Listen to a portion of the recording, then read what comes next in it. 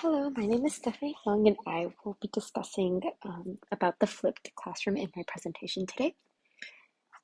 So what is the flipped classroom? The flipped classroom reverses the order of the traditional classroom with um, teachers assigning lecture videos for students to watch outside the classroom, then using class time to work on practice problems more closely with individual students.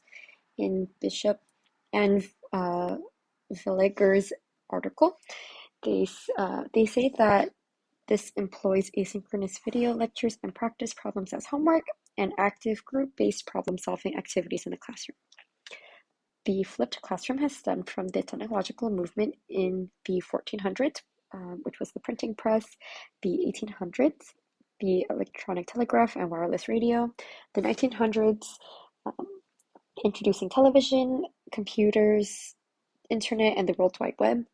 And this is seen in increases in online lectures and online homework assignments, especially with COVID and quarantine. So what does this specifically look like?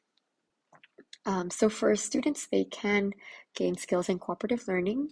So this includes when students work in teams towards a goal, when labor is divided among members, each taking on specific responsibilities to meet sub-goals, and individual contributions are blended together to ensure that the goal is reached.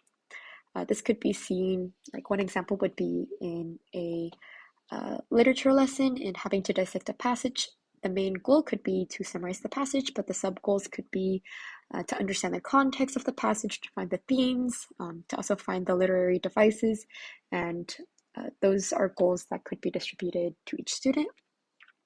Students could also gain problem-based learning, which has the characteristics of learning being self-centered, learning occurring in small groups, teachers that are facilitating. Problems form the motivation for learning. Problems are the vehicle for clinical problem-solving skills, and new information is acquired through self-directed learning.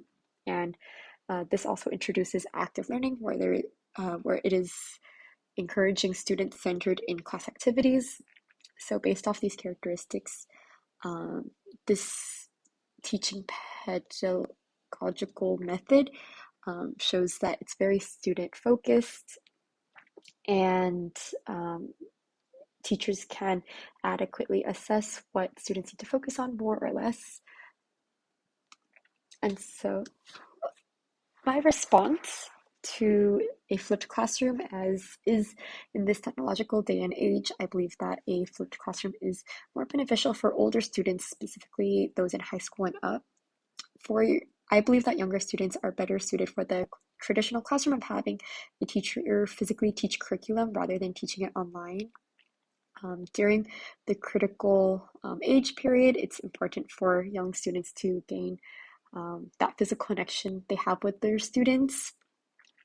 However, for online students, or for older students, they have more discipline and more tools to sit and watch an online lecture, and teachers can use the classroom time to assess what students need to focus on more or less. So I do think that the flipped classroom is very beneficial, just more for older students. And that's all of my presentation. Thank you.